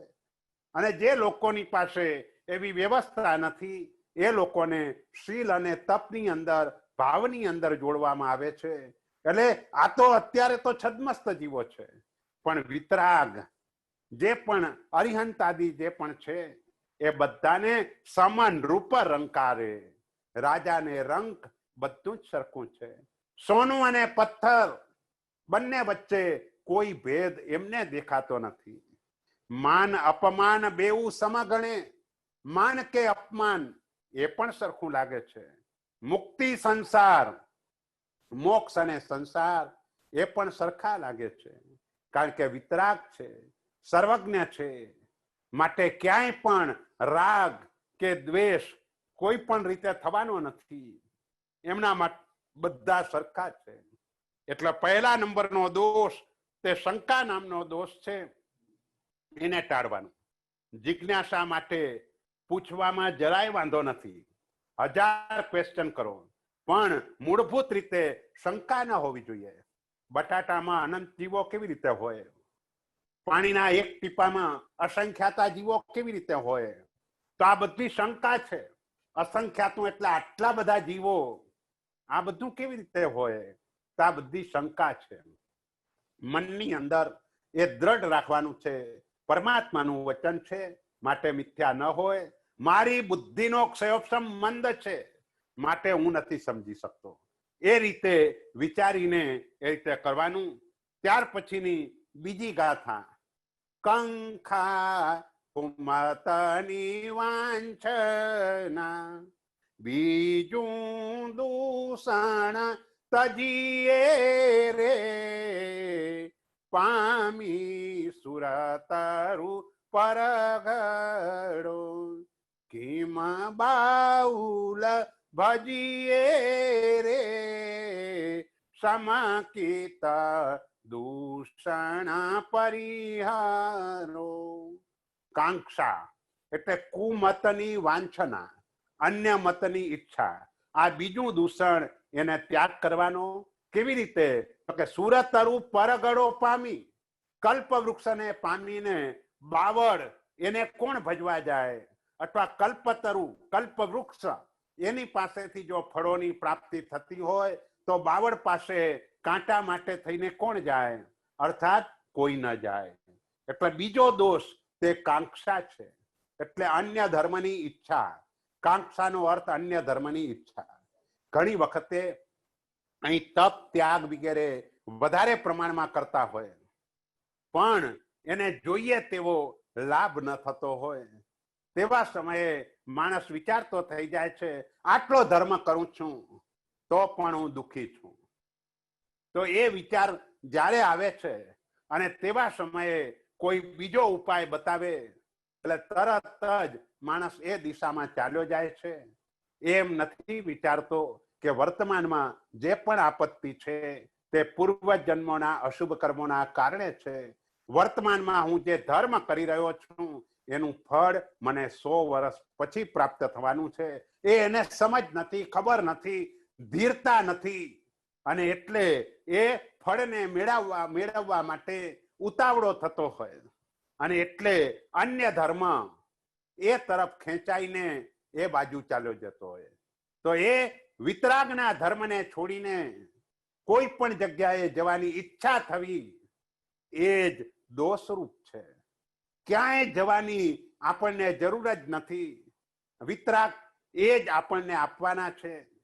કોઈને પ્રશ્ન થાય, ભાઈ વિતરાગ કેવી રીતે આપે? એ તો રાગદ્વેષ વિનાના છે. વિતરાગ ભલે રાગદ્વેષ વિનાના હોય, પરંતુ એમની ભક્તિ કરવા દ્વારા પુણ્ય કર્મ ઉપાર્જન થાય છે, અને એ પુણ્ય કર્મના ફળ સ્વરૂપે આપણને વિવિધ પ્રકારની પ્રાપ્તિઓ તે થતી હોય છે. એટલે વિતરાગ દ્વારા જ એ પ્રાપ્તિ થઈ કહેવાય. એટલે કાંક્ષા એટલે અન્ય ધર્મની ઈચ્છા, એ પણ દૂષણ છે. એ દૂષણને પણ આપણે છોડવાનું છે. શંકા, કંખ, વિગિચ્છા આપણે વંદિતતા સૂત્રમાં પણ એ ગાથા બોલીએ છીએ, અને વંદિતતા સૂત્રમાં પણ આ ગાથાનો વિસ્તારથી આપણે અર્થ કરેલો. તો એ ઢાળની અંદર આ વાત છે. ત્રીજો વિતિગિચ્છા, એના માટે કે છે સંશય ધર્મના ફળતણો, વિતિગિચ્છા નામે રે, ત્રીજું દૂષણ પરિહરો, નિજ શુભ પરિણામે રે, સમકિત દૂષણ પરિહરો. વિતિગિચ્છા એ ત્રીજા નંબરનું દૂષણ છે. અને એમાં એમ કેવું છે કે ધર્મનું ફળ મને પ્રાપ્ત થશે કે નહીં, આવા પ્રકારની શંકા ઘણા લોકોને થતી હોય છે, અને એ શંકા એને વિતિગિચ્છા કહેવાય છે. એટલે એ ધર્મના ફળમાં કદાપી સંશય નથી કરવાનો. હમણાં જ આપણે વાત કરી, આમ તો ખરેખર ધર્મનું તાત્કાલિક ફળ એટલે ચિત્તની પ્રસન્નતા. જો ચિત્તની પ્રસન્નતા નથી થઈ તો એનો અર્થ એ કે વાસ્તવિક રીતે આપણે ધર્મ નથી કર્યો, પરંતુ ધર્મની ક્રિયા કરી છે. અને ધર્મની ક્રિયા ધર્મ સ્વરૂપ ત્યારે જ બને છે કે જ્યારે તત્પ્રતિરોધક સંજ્ઞા તૂટી જાય. આહાર, ભય, મૈથુન અને પરિગ્રહ, આ ચારે સંજ્ઞાઓ જો તૂટે તો 4 પ્રકારનો ધર્મ પ્રાપ્ત થાય, અને એવા ધર્મ વખતે ચિત્તની પ્રસન્નતા હોય. દાન ધર્મથી ચિત્તની પ્રસન્નતા તેની હોય જેની પરિગ્રહ સંજ્ઞા તૂટી હોય, શીલ ધર્મથી ચિત્તની સંતોષ તેને હોય કે જેની મૈથુન સંજ્ઞા તૂટી હોય, તપ ધર્મ દ્વારા આહાર સંજ્ઞા તૂટી હોય અને ભાવ ધર્મ દ્વારા ભય સંજ્ઞા તૂટી હોય તો જ ચિત્તની પ્રસન્નતા હોય. એટલે ધર્મનું તાત્કાલિક ફળ ચિત્તની પ્રસન્નતા છે. ચિત્ત પ્રસન્ને રે પૂજન ફળ કયું, આનંદ ગંજી મહારાજાના આ શબ્દો છે. તો આપણે ત્યાં એ વિચારવાનું છે કે ચિત્તની પ્રસન્નતા પ્રાપ્ત ન થઈ તો આપણી ધર્મ કરવામાં ક્યાંક ક્ષતિ છે, કઈ ખામી છે. એ પ્રકારનો ધર્મ આપણે નથી કર્યો એટલે આપણો ઉત્સાહ એ તરફ વધવો જોઈએ કે હું શુદ્ધ ધર્મ કરું. એના બદલે હું આટલું કરું છું તો પણ મને એનું ફળ મળતું નથી. પૈસાનું ફળ પ્રત્યક્ષ દેખાય છે, બજારમાં માણસ જાય છે, રૂપિયા ચૂકવે છે અને જોઈએ તે વસ્તુ મેળવી લે છે. ધર્મનું ફળ એના માટે રાહ જોવી પડે છે. પ્રત્યક્ષ રીતે ચિત્તની પ્રસન્નતા અને પરોક્ષ રીતે સમય જાય ત્યાર પછી એ લાભ થતો હોય છે. અને એ પણ બધી કર્મની પરિણતિ કેવી ઊભી કરી છે એના ઉપર બધો જ આધાર રહેતો હોય છે. તીવ્ર નિકાચિત કર્મોનો ઉદય ચાલતો હોય તેવા સમયે શુદ્ધ ધર્મ થવો તે કદાચ ઓછો શક્ય છે. તો તેવા સમયે આપણા હાથમાં ક્ષમતાનો પુરુષાર્થ એ આપણા હાથમાં છે.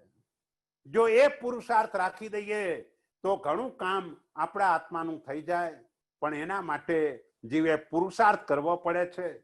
એમને એમ ક્ષમતા આવતી નથી અને ટકતી પણ નથી. એના માટે જીવે પ્રચંડ પુરુષાર્થ કરવો જોઈએ.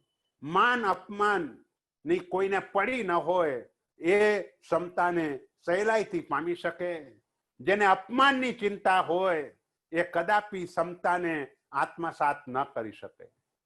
કોઈ અપમાન કરે તેવા સમયે વિચારવાનું છે મારું યશ નામ કર્મ આ બધા લોકો એ પ્રશંસા કરે તો પછી મારું અપયશ નામ કર્મ કેવી રીતે ખપશે. એટલે એ રીતે કરીને પણ મનને સમજાવીને ક્ષમતાપૂર્વક સહન કરવાનું છે. એટલે ધર્મના ફળની અંદર ક્યાંય સંશય નથી રાખવાનો. ભગવંતે કહ્યું છે આ પ્રકારે ધર્મ કરો અને એ પ્રકારે કરીએ તો એવા જ પ્રકારનું ફળ મળે. પણ ભગવાને કહ્યું છે તે મુજબની એક નાનકડી પણ ક્રિયા કરો કેવલ જ્ઞાનની પ્રાપ્તિ થઈ જાય. નથી થતું કારણ કે ભગવાને કહ્યું છે એમાંથી આપણી આરાધનામાં કંઈક ખૂટી રહ્યું છે, કંઈક ઓછું પડી રહ્યું છે. માટે આપણને એના જેવું ફળ પ્રાપ્ત થતું નથી. માટે એમાં શંકા કરવાના બદલે વિશુદ્ધ ધર્મ થાય એવા પ્રકારનો પુરુષાર્થ કરવાનો પૂરેપૂરો પ્રયત્ન કરવાનો. એટલે ત્રીજું દૂષણ તે આ શંકાનો ત્યાગ એ રીતે કરવાનું. ત્રીજું દૂષણ પરિહરો નિજ શુભ પરિણામે. એટલે પોતાના શુભ પરિણામથી આ ત્રીજા દૂષણનો આપણે ત્યાગ કરવાનો છે. ત્યાર પછી ચોથું દૂષણ મિથ્યામતિ ગુણ વર્ણનો ટાળો ચોથો દોષ રે ઉનમાર્ગી થુણાતા હુવે ઉનમાર્ગ પોસરે સમકિત દૂષણ પરિહરો. જેઓ એકાંતવાદ પકડેલો છે એ બધા મિથ્યા દૃષ્ટિઓ છે. પરમાત્માએ દરેક વાતોને અનેકાંતથી બતાવી છે. સપ્તભંગી અને સાત નયોથી દરેક બાબતે એમને પરમાત્માએ એ બાબતો બતાવી છે. પરંતુ એમાંથી એકાદ નયને પકડી અને ખોટો આગ્રહ જે જીવોએ રાખ્યો છે એ મિથ્યા દૃષ્ટિ આત્માઓ છે અને એને સાંભળવાની પણ ના પાડે છે. કારણ કે મિથ્યા દૃષ્ટિઓને જો સાંભળવા જાઓ તો ઉન્માર્ગનું પોષણ થાય છે, મિથ્યા માર્ગનું પોષણ થાય છે. એમાં પણ સારા લોકો જાય એટલે એની પાછળ બીજા લોકો પણ વિચારે કે આ પણ ગયા તો આપણને જવામાં શું વાંધો છે. એટલે ગમે ત્યાં સાંભળવા માટે પણ જવાનું નથી. જ્યાં શુદ્ધ પ્રરૂપણા આપણને મળતી હોય ત્યાં જ સાંભળવા માટે જવાનું છે. કારણ કે આપણે બધા ક્ષયોપશમ ભાવ વાળા છીએ અને ક્ષયોપશમ ભાવ તરતમતા વાળો હોય છે. એટલે કોઈક વખતે અન્ય ધર્મીઓ કે એનું સાંભળ્યા પછી એ તરફ જો આકર્ષણ થઈ જાય તો વિતરાગની વાતને સાઈડ ઉપર મૂકીને આપણે પણ ત્યાં એમ લાગે કે ભાઈ અન્યોના તો ઉપવાસ ઘણા સારા, ઉપવાસમાં પણ ખાવાનું મળે. અહીં તો ઉપવાસની અંદર ખાવાનો તો સંપૂર્ણ ત્યાગ અને પાણી પણ સંપૂર્ણ 3 ઉકાળા વાળું, એ પણ પોરસીના પચ્ચખાણથી લઈને સૂર્યાસ્તની 48 મિનિટ પહેલા કે છેવટે સૂર્યાસ્ત સુધી આજે વાપરતા હોઈએ છીએ તો ત્યાં સુધી જ, એના પછી નહીં.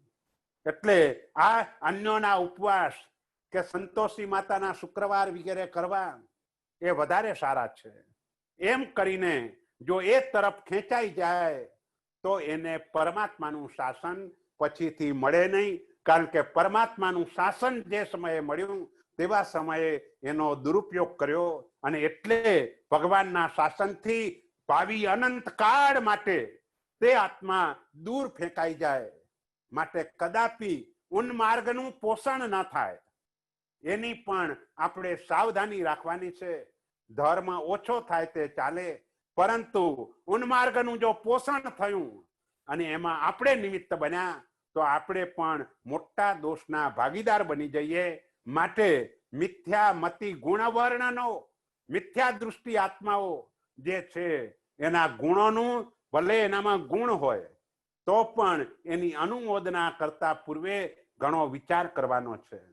કારણ કે ત્યાં પણ દર્શનાચારમાં ઉવવુહ એટલે ઉપબૃહણા, અને એનો અર્થ ત્યાં સ્પષ્ટ કર્યો કે ઉપબૃહણા એટલે સમ્યક દૃષ્ટિ આત્માના અલ્પ પણ ગુણની પ્રશંસા કરવી, એને ઉપબૃહણા કહેવાય. આજના દિવસે આપણે જાણતા નથી કોણ સમકીતી કોણ મિથ્યાત્વી, પરંતુ આજના દિવસે જે પોતાની આરાધના સુંદર રીતે કરી રહ્યા છે, પરમાત્માની આજ્ઞા મુજબનું જીવન જીવવાનો પુરુષાર્થ કરી રહ્યા છે, એ આપણા માટે વ્યવહારથી પણ સમ્યક દ્રષ્ટિ ગણાય. અને એ રીતે આપણે એની પાસેથી શ્રવણ કરવાનું છે. અને જે લોકોએ એકાંતવાદને પકડી લીધો છે એને છોડી દેવાના છે, ત્યાં જવાનું પણ નથી. તો આ રીતે ચોથો દોષ એ ટાળવાનો છે. અને પાંચમો દોષ મિથ્યામતિ પરિચય નવી કીજે રે ઇમા શુભમતિ અરવિંદની ભલી વાસના લીજે રે સમકિત દૂષણ પરિહરો. જેમ મિથ્યા દૃષ્ટિના ગુણનું વર્ણન ન કરાય એમ મિથ્યા દૃષ્ટિઓ એનો પરિચય પણ કરવાનો નથી. કારણ કે પરિચય કરવાથી ક્યારેક એ એમના સ્થાનકની અંદર આપણને આવવા માટે કે તો આપણે ના દાક્ષિણ્યતાથી ન પાડી શકીએ, અને દાક્ષિણ્યતાથી ના ન પાડીએ ત્યાં જઈએ એટલે સારી અસર બહુ ઓછી થતી હોય છે. નરસી અસર જીવને જલ્દી થઈ જતી હોય છે અને પછી એ પ્રવાહમાં ધીમે ધીમે ખેંચાવાનું થતું હોય છે. પછી એમના કોઈ સ્કોલરો આવે તેવા સમયે સાંભળવા જવા માટેનું કે, અને તેમાં કોઈક બાબત એકાંતે જો પકડાઈ ગઈ તો આપણા આત્માને પણ મોટું નુકસાન થતું હોય છે. એટલે જે વિવેકી હોય, જોકે જ્ઞાનસાર ગ્રંથની અંદર મહોપાધ્યાયજીએ સ્પષ્ટ રીતે કહી દીધું કે જ્યાં સુધી ક્ષાયિક સંકિતની પ્રાપ્તિ ન થાય ત્યાં સુધી આ બધા જ દર્શનાચારના 8 આચારોનું આપણે પાલન કરવાનું હોય છે.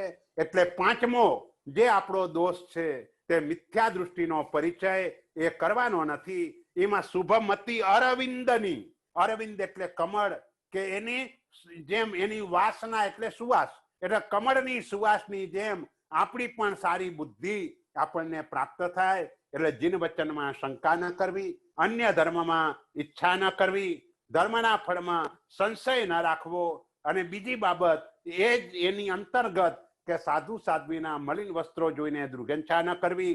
ચોથામાં મિથ્યા દૃષ્ટિ આત્માની પ્રશંસા ન કરવી અને એમનો પરિચય ન કરવો. આ 5 સંકિતના દૂષણો છે, એનો ત્યાગ કરવાનો.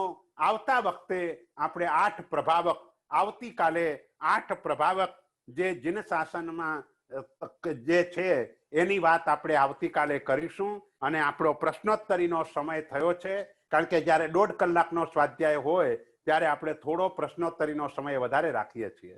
એટલે જેને પણ પ્રશ્નો પૂછવા હોય તો બોલો. પ્રણામ ગુરુજી. તેજસભાઈ પ્રણામ. પહેલો પ્રશ્ન ચેટમાં આવ્યો તો કે છદ્મસ્થ એટલે શું? છદ્મસ્થ એટલે ઘાતી કર્મોથી યુક્ત. છદ્મનો અર્થ ઘાતી કર્મ, અને એમાં રહેલો એટલે જ્ઞાનાવરણીય, દર્શનાવરણીય, મોહનીય અને અંતરાય. આ 4 ઘાતી કર્મનો જ્યાં સુધી સંપૂર્ણ ક્ષય ન થાય ત્યાં સુધી આત્મા છદ્મસ્થ કહેવાય. બરાબર છે. કેવળ જ્ઞાન પહેલાની અવસ્થા શું હોય છે? કેવળ જ્ઞાન પહેલાની તીર્થંકર પરમાત્માની અવસ્થા. ચારિત્ર ગ્રહણ કરે અને ત્યાર પછી પોતાના જે પણ કર્મો છે એ કર્મોને ખપાવવા માટે સાધના કરે, અને સાધના દરમિયાન જ્યારે કર્મની નિર્જરા થઈ જાય ત્યાર પછી એમને કેવળ જ્ઞાનની પ્રાપ્તિ થાય. દરેક તીર્થંકર પરમાત્માના કર્મો જુદા જુદા પ્રકારના હોય છે. ભગવાન મહાવીર સૌથી વધારે કષ્ટો સહન કરવા પડ્યા. જ્યારે ભગવાન મલ્લીનાથ જે દિવસે દીક્ષા લીધી એ જ દિવસે કેવલ જ્ઞાન એમને પ્રાપ્ત થઈ ગયું, કારણ કે એમના કર્મો તે વખતે બહુ અલ્પ હતા. એટલે દરેક તીર્થંકર પરમાત્મા જેટલા પણ કર્મો બાકી હોય એ બધા ઘાતી કર્મોને એ ખપાવવા માટે ચારિત્ર સ્વીકાર્યા પછી એ કર્મોને ખપાવવા માટેનો પુરુષાર્થ કરે. જે પણ ઉપસર્ગો પરિસહો આવે એને ક્ષમતાપૂર્વક સહન કરી અને બધાને ખપાવી દે, ત્યાર પછી કેવળ જ્ઞાન પ્રાપ્ત થાય. આભાર. એક પ્રશ્ન હજી ચેટનો લઈને પછી જે લોકોએ હેન્ડ રેઝ કર્યા છે એમને હું અનમ્યુટ કરીશ. હવે થોડાક પ્રશ્ન જીવ વિચારને લગતા અને જનરલ પચખાણને લગતા છે. પ્રશ્નોનું કદાચ હમણાં સમાધાન નહીં થઈ શકે. આપણે 67 બોલના સજ્જાય પૂરતું સીમિત રાખવાનો ટ્રાય કરીશું. મહાવીર સ્વામી ભગવાનને કેવળ જ્ઞાનની વાત થઈ એટલે ત્યાંના અનુક્ષીને ચૌન કૌશિકને એમણે બોધ આપ્યો હતો તે કેવળ જ્ઞાન પહેલા આપ્યો હતો કે પછી આપ્યો હતો? એ કેવળ જ્ઞાન પહેલા આપેલો. આમ સામાન્ય રીતે અરિહંત પરમાત્મા છદ્મસ્થ અવસ્થામાં કઈ બોલતા હોતા નથી, પણ ભગવાન મહાવીર બુજ્જ ચંડકોશિયા આટલું બોલ્યા એ અપવાદ સ્વરૂપ છે. એના દ્વારા એ જીવને સમ્યક દર્શન ગુણની પ્રાપ્તિ અને ત્યાંથી લઈને છેક 8મા દેવલોકમાં મિચ્છામી દુક્કડમ, કારણ કે તિર્યંત ગતિનો જીવ એનાથી વધારે ઉપર ન જાય. અને શાસ્ત્રોમાં ત્યાં સુધી નોંધ લેવાઈ કે ચંડ કૌશિક તિર્યંત યોનિની અંદર હતો, માટે 8મા દેવલોકમાં ગયો. જો એ મનુષ્યના રૂપમાં હોત અને આટલી ક્ષમતાપૂર્વક એને સહન કર્યું હોત તો એ મોક્ષે ચાલ્યો જાત. એટલી ઉત્તમ પ્રકારની ક્ષમતા એણે તે સમયે રાખેલી. હાજી. સુધીરભાઈ, હું તમને અનમ્યુટ કરું છું. તમારો પ્રશ્ન પૂછજો. પ્રણામ સાહેબ. પ્રણામ ગુરુજી. સાહેબ, મિથ્યા તપ અને મિથ્યા જ્ઞાન એ બંને સંકિત પ્રાપ્ત થયા પછી આપણે સમ્યક્તમાં ટ્રાન્સફર થઈ શકે ખરું? નહીં. સંકિત પ્રાપ્ત થયું હોય ને સંકિતની હાજરી હોય તો તે વખતે એને મિથ્યા તપ કહેવાય જ નહીં, એને સમ્યક તપ જ કહેવાય. સમ્યક દૃષ્ટિ આત્મા હંમેશા જે પણ પ્રવૃત્તિ કરતો હોય એ બધી સમ્યક જ હોય. પણ સમ્યક દર્શન ચાલ્યું ગયું હોય તો એક આ પરિસ્થિતિ હોઈ શકે, પણ એમાં પણ જ્યારે ભાન થાય તેવા સમયે વળી સમ્યક દર્શન પ્રાપ્ત કરી શકે આત્મા. એટલે એ રીતે થાય. એટલે સમ્યક દર્શનની હાજરીમાં મિથ્યા તપ હોતો નથી, એ સમ્યક જ હોય છે.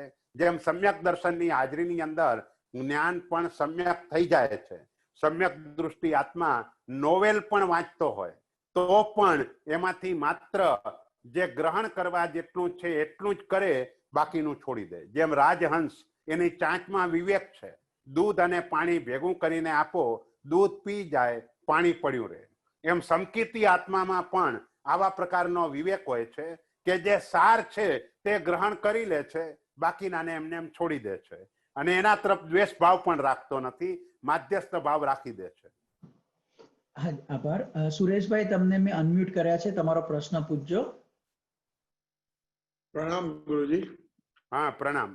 આપણે કહ્યું કે સમ્યક દર્શન, સમ્યક ગુણ પ્રાપ્ત થયા પહેલા જે પણ દાનશીલ તપ કરીએ તે આ પુણ્ય બંધ નો આશ્રવ થાય. તો એ વખતે પાપાનું બંધી પુણ્યનો આશ્રવ ન થાય એ ધ્યાન રાખવા માટે શું કરવું જોઈએ? નહીં, એ ધ્યાન રાખવા માટે થઈ અને આશય જે છે એ આશય શુદ્ધિ તેવા સમયે રાખવાની. જેમ કે દાન ધર્મ છે, તો દાન ધર્મ દ્વારા આપણી પરિગ્રહ સંજ્ઞા તૂટે એનો આપણે ખ્યાલ રાખવાનો. કરોડનું દાન કરીને મારે 5 કરોડ કમાવા છે એવું લક્ષ્ય ત્યાં નથી રાખવાનું, પણ પરિગ્રહ સંજ્ઞા તૂટે અને સાથે સાથે એ દાન પણ એક પ્રકારનું હોય કે ક્યાંય નામ વગેરેની પણ કોઈ જાતની અપેક્ષા, કે ઘણા લોકોને એમ સમાજમાં મારું નામ થવું જોઈએ અને એના માટે જો થતા હોય તો પછી એ પાપાનું બંધીની અંદર ખપી જાય. પણ જો તમે પરિગ્રહ સંજ્ઞા તૂટે આ જ એક લક્ષ્ય રાખ્યું હોય અને આપણે બીજાને જેટલા પણ ઉપયોગી થઈ શકીએ તે પ્રમાણે ઉપયોગી થઈએ, અથવા 7 ક્ષેત્રની બાબત હોય, જીવદયા હોય, અનુકંપા હોય, પરંતુ આપણે એ સ્વરૂપે એમ શીલ ધર્મ પણ મૈથુન સંજ્ઞાના ત્યાગ પૂર્વકની થાય, એટલે ઈચ્છાનો પણ નિરોધ થઈ જાય એવા પ્રકારનો તપ ધર્મ હોય. અને ભાવ ધર્મ કે જેના દ્વારા તમારો મૃત્યુ આદિનો ભય પણ ચાલ્યો જાય, આવા પ્રકારના ધર્મો જો કરીએ તો એ પાપાનું બંધમાં ન પરિણમે, નહીતર એ ધર્મો પાપાનું બંધમાં પરિણમી જાય. આભાર.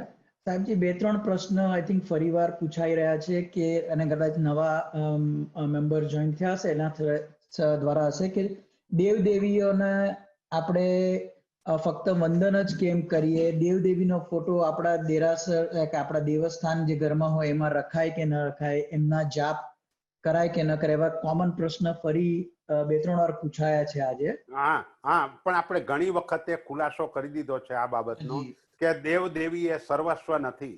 વિતરાગ અરિહંત પરમાત્મા એ જ આપણા માટે સર્વસ્વ છે. જેનું સત્વ ઓછું પડે છે એવા લોકો દેવ દેવી પાસે જાય છે અને ત્યાં કોઈક વખતે ખોટી માગણી, અનુચિત માગણી કરી બેસે તો ઉલટાનો પોતાનો સંસાર વધારીને ત્યાંથી આવે છે. એટલે ઘણી વખત આશય હોય કે ધર્મ પ્રવૃત્તિ થાય, પણ એના બદલે આ મોટું નુકસાન થવાની શક્યતા ઘણી વધારે છે. કારણ કે આજના જીવો મોટા ભાગે લોભ કસાય કે એની અંદર ખેંચાઈને એ પ્રકારની પ્રાર્થનાઓ, ભાવનાઓ તે ભાવતા હોય છે. એટલે જો સત્વ આપણામાં હોય તો એને પાસે આપણે જવાની જરૂર જ નથી, અને સત્વ જો ઓછું પડે છે તો માત્ર આપણા કુળદેવી કે જે હોય એટલા પૂરતો આપણે વ્યવહાર કરીએ, એનાથી વધારે એમાં કંઈ કરવાની આવશ્યકતા જણાતી નથી. આભાર. કિરીટભાઈ, તમને હું અનમ્યુટ કરું છું અને ત્યારબાદ હું 2-3 પ્રશ્ન ચેટના લઈશ. પ્રણામ ગુરુજી. પ્રણામ. અભિગમ એટલે શું, એ સમજાવશો? હા, અભિગમ નો અર્થ થાય વિનય. આપણે જીન મંદિરમાં જઈએ તેવા સમયે 5 અભિગમ સાચવવાના એવી વાત આવે છે. એટલે 5 પ્રકારનો વિનય, સચિત્ત દ્રવ્યનો ત્યાગ કરીને જીન મંદિરમાં જવું, એટલે આપણા વાપરવા યોગ્ય જે સચિત્ત પદાર્થો હોય એ લઈને ન જવાય, અને કદાચ ગયા હોઈએ તો પછી આપણા ઉપયોગમાં ના આવે. એમ માથા ઉપર વેણી નાખીને ગયા હોય તો એ વેણી પણ સચિત્ત ગણાય, એટલે એ પછી આપણા ઉપયોગમાં ન લેવાય, એને ત્યાં છોડી દેવી જોઈએ. અચિત્ત વસ્તુ રાખવી એટલે વસ્ત્રો, અલંકારો બધું પોતાનું સમાજમાં જે રીતે સ્થાન હોય તે પ્રમાણે પરિધાન કરીને જવું, કે જેથી કરીને શાસન પ્રભાવ ના થાય, યાચકો વગેરેને પણ એ દાન ધર્મ આદિનો આપણને લાભ મળે, એટલા માટે એ રીતે જવું. 3જા નંબરમાં મનની એકાગ્રતા રાખવી. 4થા નંબરમાં ખભા ઉપર ખેસને ધારણ કરીને જવો. અને 5મા નંબરમાં પરમાત્માના દર્શન થતાં જ અંજલિબદ્ધ પ્રણામ કરી અને નમો જીણાણમ બોલવું. તો આ રીતે 5 પ્રકારનો અભિગમ એટલે કે 5 પ્રકારનો વિનય જીન મંદિરમાં જતા આપણે સાચવવાનો હોય છે. અને રાજાઓએ ખગ્ગમ છત્તો વાણહ મૌડમ ચમરેય પંચમય, ખગ્ગમ એટલે ખડક તલવાર, છત્ર ઉપાના એટલે મોજડી, ચામર અને મુગટ, આ 5 વસ્તુઓને જિનાલયની બહાર છોડીને રાજાઓએ દર્શન કરવા જવાનું છે. એ રાજાઓ માટેનો અભિગમ છે અને આપણા માટેનો અભિગમ એટલે 5 બાબતો આપણે જે આગળ જણાવી તે છે. આભાર. 2-3 પ્રશ્ન કોમન લાગે છે કે સમ્યક દર્શન માટે છે. સમ્યક દર્શનની પ્રાપ્તિ કરવા માટેની ઈચ્છા આપણે કોઈ અનુષ્ઠાન દરમિયાન કરી શકાય, અને એ સમ્યક દર્શન મળ્યું હોય એની જાણ કેવી રીતે આપણને થઈ શકે છે? હા, આ વાત આમ તો જે પણ છે સમ્યક દર્શનની પ્રાપ્તિ કરતા પણ દરેક અનુષ્ઠાનમાં મોક્ષનું લક્ષ્ય રાખવાનું છે. એ મોક્ષ એ ફળ છે અને એ ફળની પ્રાપ્તિ આ બીજ વિના કદાપી થતી નથી. કોઈ પણ પ્રકારનું તમને જે ફળ જોઈતું હોય એને અનુરૂપ બીજ વાવવું પડે. ગોટલી વાવીએ તો કેરી મળે, કાંટા હોય તો બાવળ મળે. બસ એવી રીતે સમ્યક દર્શન જો આત્મામાં હોય તો જ મોક્ષ નામનું ફળ મળે, એના વિના મોક્ષ નામનું ફળ ન મળે. એટલે સમકિતની ઈચ્છા રાખે એમાં વાંધો નથી, પણ એનાથી પણ વધારે સારું મોક્ષની ઈચ્છા. અને મોક્ષની ઈચ્છામાં સમ્યક દર્શન એ સ્વાભાવિક રીતે આવી જ જાય છે, એટલે એ રાખવું એ વધારે યોગ્ય છે. હા, એક આ હતો. અને બીજો સમકિતી આત્માનું બીજો કંઈક હતો ને પાછળનો ભાગ, એ સમ્યક દર્શન થયું છે કે એ કેવી રીતે જાણી શકાય? એની વાતો આપણે ઘણી બધી વખત કરી છે અને એ બાબત આગળ સંકિતના 67 બોલની સજ્જાઈમાં 5 લક્ષણો એ બાબત આવશે. આવતીકાલે આપણે એ વાત નહીં આવે, પણ પછીના શનિ રવિમાં એ બાબત આવશે. એટલે એ વખતે તમને વિસ્તારથી એ વાત બરાબર સમજાશે. અને આગળ પણ આપણે ઘણી વખત દેવચંદ્રજી મહારાજાના અને બધા દ્રષ્ટાંતો આપીને આ વાતને વધારે સારી રીતે સમજાવવાનો પ્રયત્ન કરેલો કે પરમાત્માના દર્શન થતાની સાથે જ રોમરાજી વિકસ્વર થાય, હર્ષાશ્રુ આવે અને ગમે તેવો શોકગ્રસ્ત વ્યક્તિ એ શોકને ભૂલી જાય તો પણ સમ્યક દર્શન છે એમ ખાતરી થઈ શકે. પરમાત્માના ગુણને ઓળખી અને પછી પરમાત્માની ભક્તિ કરે તો એના દ્વારા પણ આ ગુણની પ્રાપ્તિની શક્યતા વધારે છે. પણ પ્રામાણિકપણે પરમાત્માના જે પણ ગુણો છે એનું ધ્યાન જીવ સતત કર્યા કરતો હોય તો પણ આ ગુણની પ્રાપ્તિની શક્યતા છે. બીજી રીતે પણ એના લક્ષણો છે. એ વાત આપણે એ લક્ષણ દ્વાર જ્યારે આવશે તેવા સમય આપણે કરશું. આભાર. સમ્યક્તને લાગીને બીજો એક પ્રશ્ન છે કે જે ત્રીજી ધાડમાં લિંગ વર્ણવી હતી અને લિંગ અને લક્ષણ વચ્ચે કોઈ તફાવત ખરો? હા હા, લિંગ એટલે એનો અર્થ એ થયો કે તમે આમ બાહ્ય રીતે તમારી આ સ્થિતિ હોય, અને લક્ષણ એટલે આંતરિક પરિણામ સ્વરૂપ જે આસ્તિક્ય એ બધા આંતરિક પરિણામ સ્વરૂપ છે.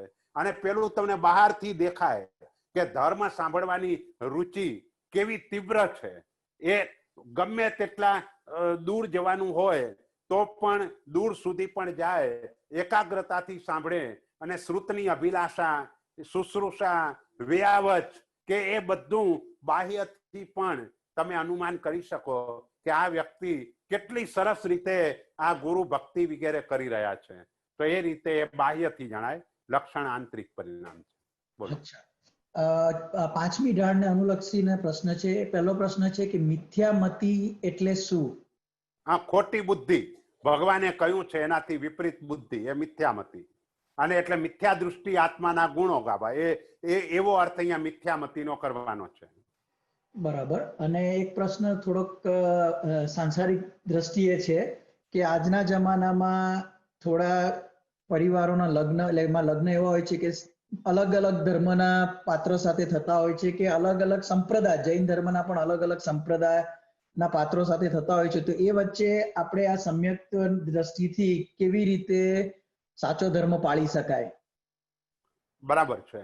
ના, તે રીતે પણ જે પોતાના ઈષ્ટદેવને માને છે એ જ્યારે પણ એને સાચી વસ્તુ સમજાય એટલે તરત જ એને છોડવા માટે જો તૈયાર થઈ જતા હોય, આટલી જો એનામાં પ્રામાણિકપણે એ જીવમાં એવા પ્રકારની યોગ્યતા હોય કે જે વખતે એને સાચી વસ્તુ સમજાય તે વખતે સહેલાઈથી પેલું છોડવા માટે તૈયાર થઈ જાય અને અહીં એ રીતે જોડાઈ જાય, તો એવા જીવો એ અહીં સમ્યક દર્શન આદિને પ્રાપ્ત કરી પણ શકે.